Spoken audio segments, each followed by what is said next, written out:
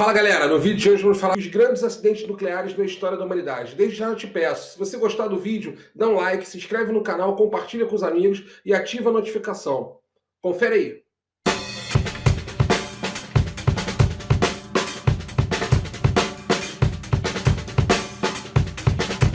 E a história ali em Goiânia, né, você tem ali os catadores, né, de sucata que invadem essa clínica abandonada e começam a manipular, e vão na marretada quebrar ali o aparelho. E esse pó é muito assustador, né? Esse brilho azul intenso chama a atenção do dono daquele ferro velho, ele brinca com o irmão com isso, passa para a sobrinha. Então, assim, é muito curioso como é que você tem esse cenário. Então, uma curiosidade sobre a questão da contaminação, que aquele acidente do Césio, né, de Goiânia, foi o caso que, o único caso, pelo menos que eu li bastante sobre isso, de registro mundial de uma maneira de contaminação interna, uma forma de contaminação interna. Por quê?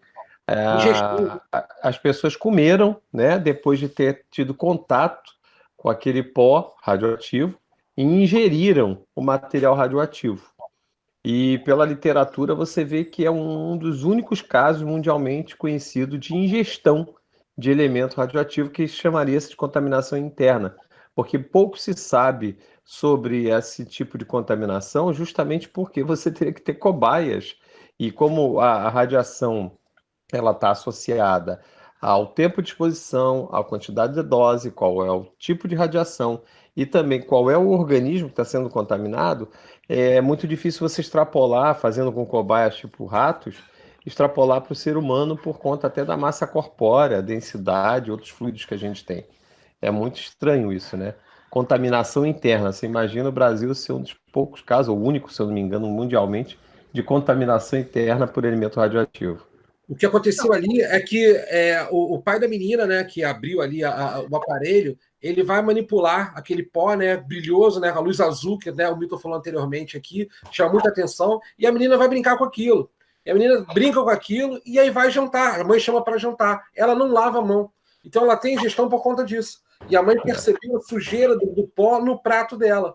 E Mas assim, não foi só ela não, Daniel. Outros que também tiveram contato, né? Porque na verdade eram pessoas que viviam de catar lixo, né? Catar resíduo, né?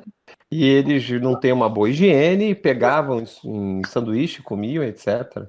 mas assim, ela, né, a contagem perto dela era absurda, assim, Sim, frente a sim. outras pessoas. Ela, a contagem dela era uma coisa assim, fora do normal. Ela realmente estava muito contaminada, por conta dessa questão da ingestão que vocês falaram aí, né? Que dela foi Uhum. bem efetiva, essa ingestão que ela fez. Na época vieram vários especialistas do mundo inteiro, inclusive muitos ficaram concentrados no hospital, que foi o Hospital Marcílio Dias, Ele diz que aqui no foi a Rio. referência aqui no Rio Casos de mais Janeiro. graves vêm para cá. Uhum. Da Marinha. Exatamente, para Marinha. poder aprender e estudar, né, sobre os efeitos dessa radiação. Foi um cenário de guerra ali mesmo, né, gente? Porque, pelo que eu vi de matéria, reportagem, eu era muito pequena na época, mas eu lembro disso, do impacto. O estádio de futebol passou a ser quase que um campo de concentração. As pessoas ali em tendas, isoladas, tomando banho diário, 3 banhos diários para se descontaminar. Assim, os relatos são bem tristes. As pessoas falam, nossa, a gente era tratado que nem bicho, a gente dava um banho 3 vezes com a gente, mangueira de bombeiro, sabe? Era nesse nível, muitas vezes. Água fria. Então, assim, foi um clima muito de terror e o preconceito se gerou em torno daquelas pessoas. Né? Então, assim, no enterro das primeiras vítimas, você tem manifestações populares, pessoal tacando pedra, pessoal xingando. Então, assim, você tem todo um contexto social que aconteceu ali no acidente de Goiânia, né? Verdade. Caixão de chumbo, né? Para enterrar as vítimas, né? E as pessoas não conseguiam sair de Goiânia, sair do estado de Goiás, né? Assim, não deixavam passar nas fronteiras, né? Um negócio bem absurdo. Foi uma verdadeira tragédia, pessoal. Não tem nada parecido na história mundial, né? E foi foi uma sequência de equívocos e começando primeiro pelo dono da clínica, né? Que abandonou o equipamento lá que não deveria ter sido abandonado. As pessoas não sabiam do que se tratava. Mas também produziu muito aprendizado, né, para a sociedade e, sobretudo, para os cientistas, né? Porque, assim, da pior forma possível, fizeram um estudo, de fato, do que poderia acontecer se alguém pegasse, né, uma fonte radioativa, espalhasse pelo corpo, ingerisse ou inalasse. Enfim, Mas para vocês verem, né? Porque ninguém nunca imaginou que alguém fosse abrir uma fonte radioativa e comer, né? Ou então brincar. Mas ninguém sabia que se sabia que era uma fonte radioativa, né? O pozinho brilhoso, né? Brilhava à noite, então era muito sedutor, né? A gente está falando aqui como se fosse uma coisa impossível, né? Mas quando a gente vai ver em festa, formatura, casamento, tem aquelas pulseirinhas que brilham no escuro.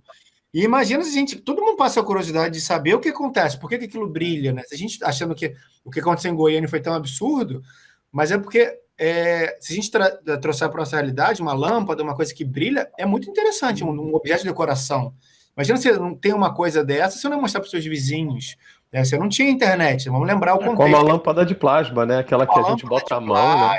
São aquelas coisas que a gente olha e fala, uau, o que deve estar acontecendo, né? Vamos também entender que se tem alguém culpado, tem os donos da clínica, o governo e tudo mais aí envolvido, não apenas os catadores, né? Milton. E ainda existe uma história absurda, que os donos da clínica chegaram a recolher equipamento e depois eles devolveram para aquele local abandonado o equipamento, que ninguém sabia explicar o porquê que eles devolveram o equipamento para lá.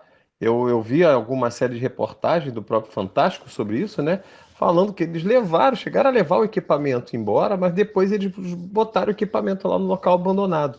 E ninguém sabe nem explicar quem mandou botar aquele equipamento lá depois.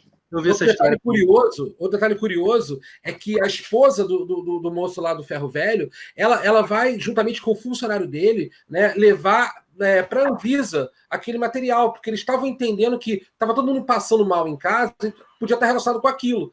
E ela pega, bota numa bolsa, né, de mercado, uma bolsa simples, e leva dentro do ônibus. Então esse material radioativo ele foi dentro do ônibus da casa dela até a Anvisa, e lá quando chega na Anvisa o pessoal fala, ei, isso aí é radioativo, e aí começa todo aquele alerta. Mas tu vê como é que o negócio transitou dentro de um ônibus lotado de gente.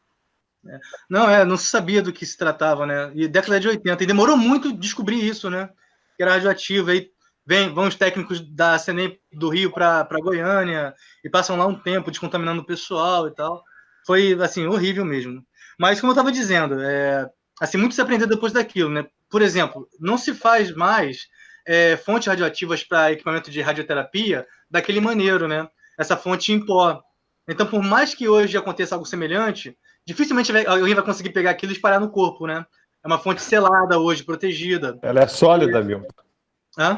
Hoje ela é sólida? Tem de várias maneiras, tem solução também, mas acho que para esse equipamento é uma fonte sólida e é selada. Né? Entendi.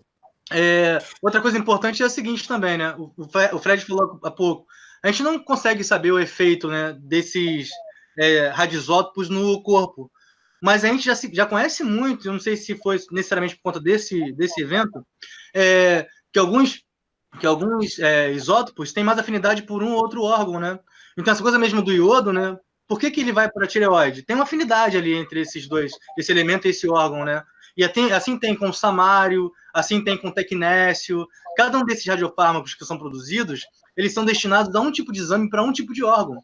Né? Então, muito se avançou nesse sentido também. A CENEM, que assim, seria a grande responsável, né, ela é a grande responsável, né, pela fiscalização de instalações radioativas nucleares, né, de criar as regras de manipulação desses equipamentos e tudo. A CENEM ela tem vários laboratórios no Brasil inteiro. E criou um em Goiânia por conta desse acidente, né, numa cidade muito próxima a Goiânia, que é a Badia de Goiás. E foi para lá que levaram os rejeitos radioativos, né? Em função do acidente, né? Não, quando eu falo rejeito, as pessoas às vezes também não tem noção. É tudo, gente. Era a roupa, a casa, o solo. Teve que remover, tipo, tudo. Imagina a máquina que remove tudo. Demoliram construções. Exatamente. E fizeram assim, pegaram tudo isso, colocaram num lugar e botaram um envoltório, e botaram terra em cima. E tem um laboratório que foi monitorado pro resto da vida.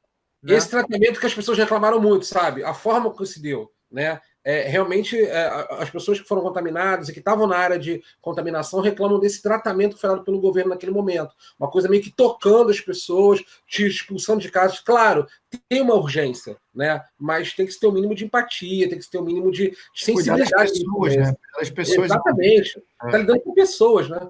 Sim, na linguagem ambiental, isso aí se tornou um passivo ambiental, né? Passivo por dois motivos. Primeiro, pela durabilidade, né? Que vai durar muitos anos ainda radioativo, e passivo também no sentido de custo, né? Porque gera um custo de manutenção da proteção daquele material. Todo material radioativo tem um custo de proteção, o seu resíduo, né? Porque é um resíduo ainda muito tóxico, ainda muito agressivo e que tem que ser resguardado por um grande tempo, né? Tem que ser resguardado, monitorado, realmente. O que os caras fazem lá, que é uma estratégia de falar, ó, tá vendo só, não tem perigo e tal. Eles têm uma horta do lado do depósito, né, de rejeitos. E aí eles plantam lá as coisas e comem de lá. Assim, o restaurante opera com o que é produzido nessa horta e fala, ó, tá vendo? Todo mundo aqui come desse Só a expectativa de vida me diminuiu para 50 anos. Eu acho que aumenta, na verdade. Eu acho que aumenta. Tomédios, lembra? E resistência. São super-heróis, na verdade, esses aí. Será que nós temos nossa própria fonte de super-heróis em Goiânia? Será? O que vocês acham? É brincadeira. Brasília mesmo. É Brasília, tá? Bota ali, ó. Brasília mesmo.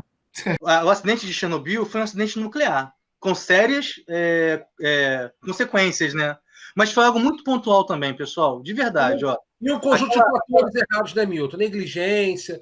Muita coisa. Mas tem alguns fatores que eu acho que são os principais. Ó, por exemplo, aquele reator, quando ele foi construído originalmente, ele não foi construído para esse fim, de geração de energia. Ele foi construído para reprocessamento de combustível. Na verdade, para produzir plutônio, na verdade. Então, quando produzir plutônio, porque plutônio é físsil, vocês lembram, pode ser usado tanto em bomba quanto em reator nuclear, para produção de energia. Um laboratório para produzir matéria-prima, no fundo. É uma planta de processamento de combustível. E no meio do caminho decidiram usar para a produção de energia nuclear. Então fizeram uma adaptação. Isso é um problema, porque não fizeram o investimento de segurança que deveria ter sido feito. Aquela tampa que sai do teto, aquilo não costuma acontecer em usinas nucleares ocidentais. Não existe essa possibilidade. Então, voltar a entender o que aconteceu em Chernobyl em 1986, certo? Isso, exatamente. Então, vamos lá, olha só. O que define o tipo de reator que vai ser usado numa usina nuclear são basicamente o combustível que você vai usar no reator, e aí depende da disponibilidade que você tem, né, que o país possui, se tem reservas ou não.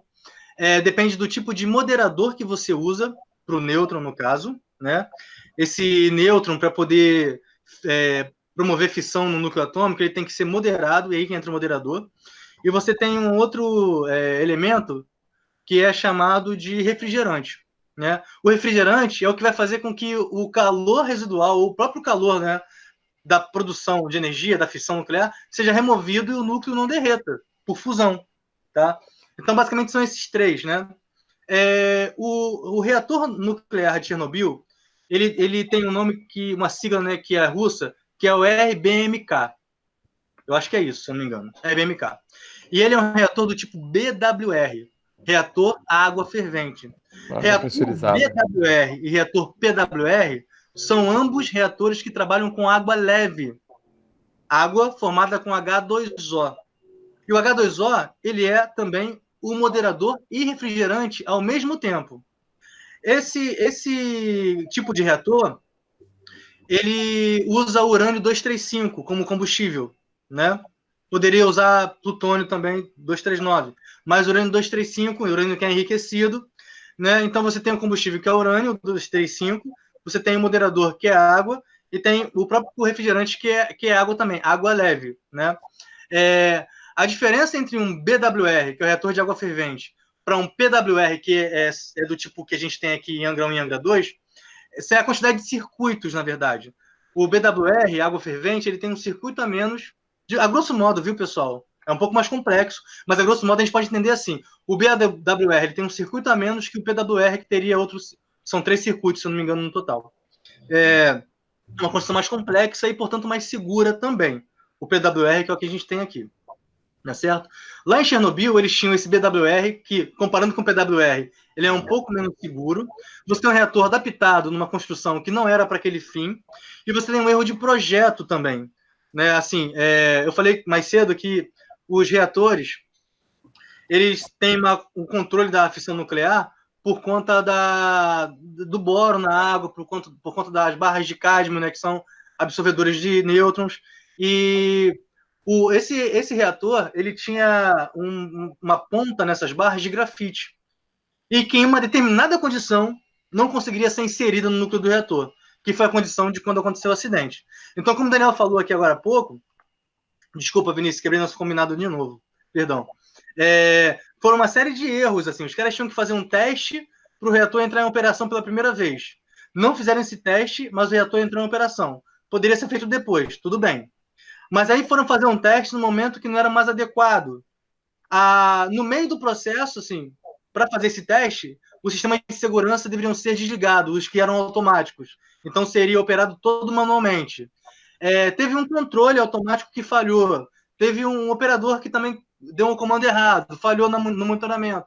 Então, foi uma sequência de erros humanos, erros de controle automáticos, o desligamento do controle automático. Você tem esse erro de projeto, tem esse erro de construção, e esse reator que era um pouco mais simples do que um reator mais seguro como o PWR, que é o caso de Angra 1 e Angra 2. Daí foi, de fato, uma verdadeira catástrofe, né? Esse reator, ele, na verdade, ele usava, além da água para moderar, usava também usava também grafite, né? O grafite ele era também usado como moderador, eventualmente, como refletor, que é para evitar o escapamento de nêutrons do núcleo do reator. Nesse caso, o grafite ele atuava como moderador, ele também ajudava na estrutura das barras de combustível desse reator. E é por isso que quando ele explode, tudo vai pelos ares, você encontra muito grafite do lado de fora.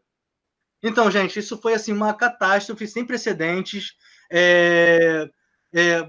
pontual, né? Só uma vez que isso aconteceu. Mas se eu pudesse falar com vocês, assim, a gente tem assim emblemáticos, né? Esses acidentes, né? O de Chernobyl.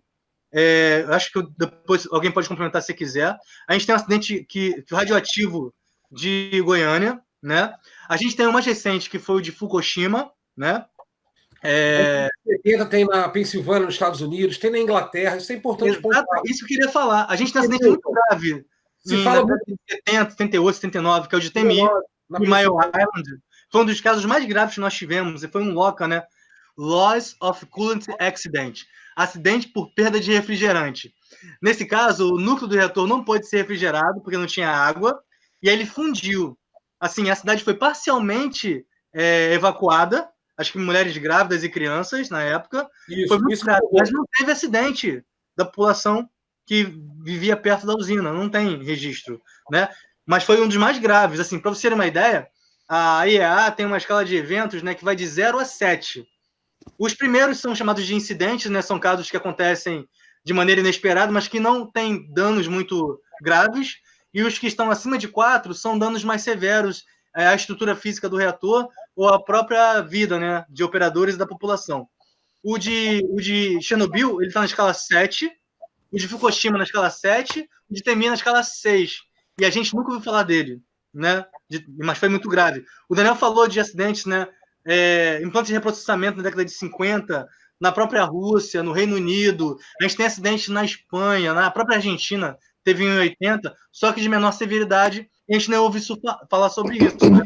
Eu acho que se fala muito de Chernobyl pelo contexto que se tinha na época, né? O sucateamento das coisas, uma burocracia, né? O fim da liderança.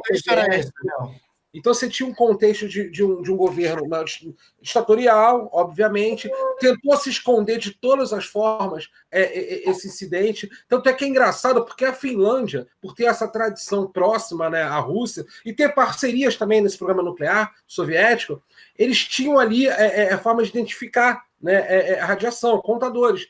E eles percebem que o 86 tem um nível de radiação muito alto. Nossa, radiação muito alta aqui, né? E na Suécia, cara, é muito louco isso, porque na Suécia também se identificou níveis muito altos. Até não tem o nome do elemento aqui, radioativo, era o germânio, né? Número atômico 32. Né, que é um elemento que não tinha ali naquela região da Suécia. E aí começaram a saber de onde que está vindo isso. Quer dizer, a nuvem tóxica ela chegou primeiro do que a informação. Daí você vê a proporção desse acidente. Por quê? Um contexto de um governo autoritário, ditatorial, que tentou esconder, né, toda essa questão. Né? É que hoje Chernobyl tem vira uma atração turística. Engraçado, né? Porque tanto em filme também trata essa história, mas como gera o imaginário nas pessoas a respeito disso. Ou seja, mais uma coisa, como esse assunto é um assunto muito interessante, mas também é um assunto que deixa as pessoas com muitas dúvidas, né? As pessoas não sabem sobre a radiação, os efeitos, e aí acaba gerando uma série de curiosidades sobre isso, né? Eu, particularmente, acho que a série trata de maneira muito caricata, né, a situação da ditadura soviética e tudo, né? Enfim, assim, eu gostei, assisti, achei muito legal. E o episódio final relata a sequência de eventos, né? O que eu achei muito rico para entender o problema. Eu acho que você, se assistir só o final, talvez falte o contexto, né? Assim, a história por trás e tudo. Mas se estiver interessado em saber o que aconteceu, a sequência de fato está ali e eu acho que é bem assim, faz muito sentido aquilo, né? Do jeito que foi colocado. Começar pelo último episódio, então. Então, em 2011, nós temos Fukushima, né? Cara, não foi um erro, assim, claro que o Japão ele não tem potencial hidráulico, por exemplo, para buscar outra forma de energia, mas, assim, uma região que é conhecida e reconhecida com abalos sísmicos, terremotos, né? Você ter uma usina nuclear não é complicado ali, não é perigoso demais. Ali não foi falha humana, foi essa questão natural, né? Pô, boa pergunta, Daniel, boa pergunta.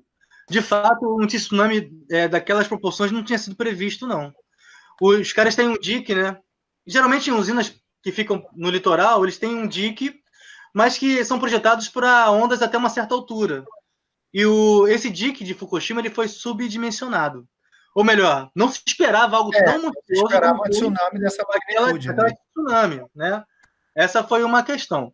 Era uma usina, assim, como eu disse, né? Dentro de concepções ocidentais de construção, dentro das normas previstas pela IEA, pelos órgãos oficiais e tudo. 30% da energia do Japão ela tem origem nuclear, e a gente não tem nada parecido na história. Foi esse caso isolado, né? E aí o que acontece?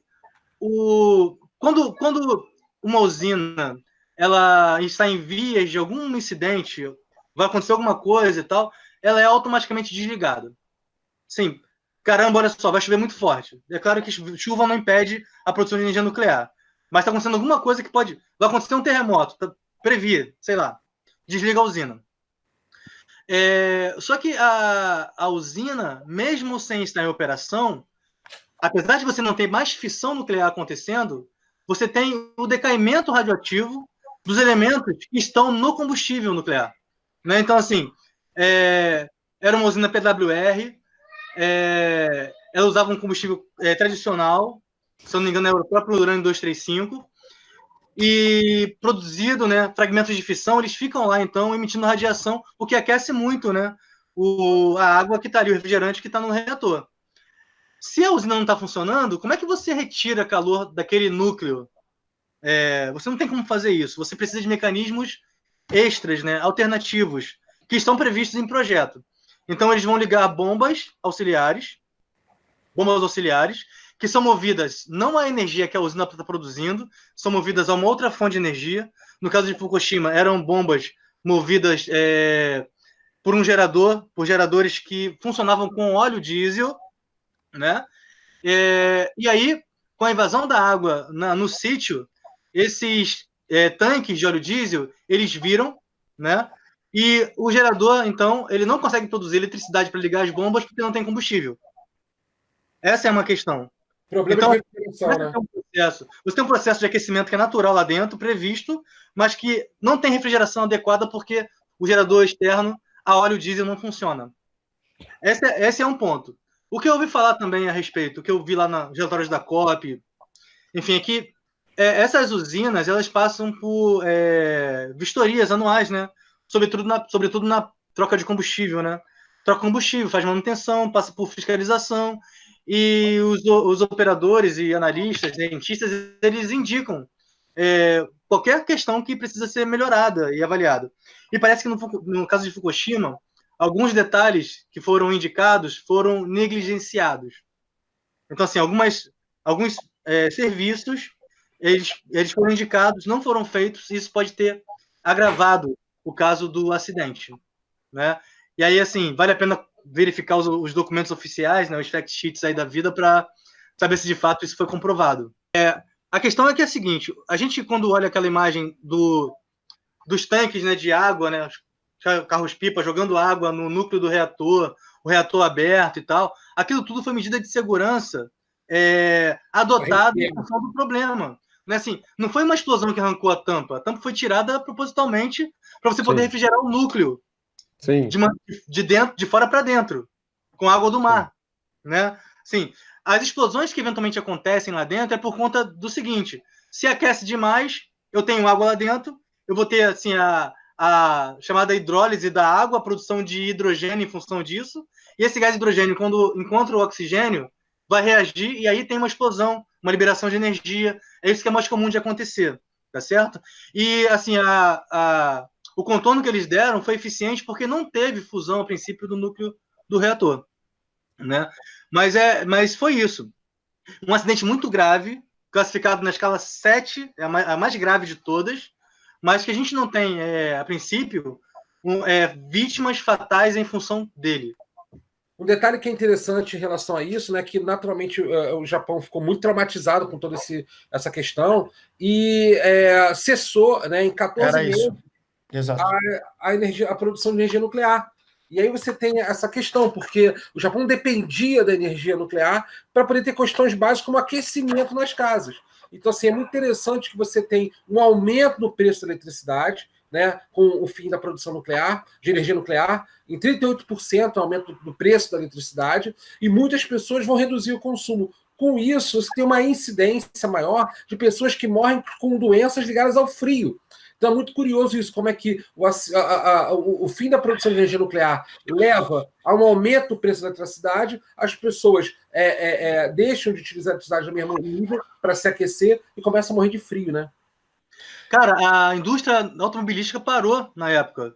Assim, o baque na indústria foi muito grande também. A produção... 30% do país era de energia nuclear e de repente para, né? Em 14 meses, é um tempo muito curto para um país se adaptar. Ainda mais o Japão, que tem uma questão de relevo, né? E tudo que não é. Como é que foi a participação e suas considerações aí? Professor convidado, professor Daniel Dias. Interessante a participação. Eu gosto muito dessa conversa interdisciplinar, transdisciplinar, sabe? É um assunto que está em todos os momentos, então eu acho muito importante realmente estar aqui com você. Poxa, eu queria começar dizendo que eu fiquei muito feliz com o convite, viu? Sou muito grato mesmo. Interagir com vocês três, cara, não tem preço, assim, pessoas da melhor qualidade, né, profissionais altamente qualificados, é algo incrível também, assim, eu sou muito grato, de fato, por participar desse projeto, por estar com vocês, pessoas pelas quais eu tenho a maior consideração e admiração. Então, agradeço imensamente pela qualidade, não só técnica, mas eu acho que qualidade humana que tem dos participantes, do Milton, do Daniel. Essa oportunidade de aprendizado é sempre grande, né? A gente junto é forte e aprende cada vez mais. Muito obrigado. Obrigado a todos aí e fiquem com Deus e até mais. Abraço, tchau. Espero que você tenha gostado dessa série sobre radioatividade e energia nuclear. Futuramente faremos outras, mas se você gostou desse, espero que você dê um like, se inscreva no canal, compartilhe com os amigos e não esquece de ativar o sininho, a notificação, para receber todas as novidades sobre o nosso canal. Abraço, tchau, tchau!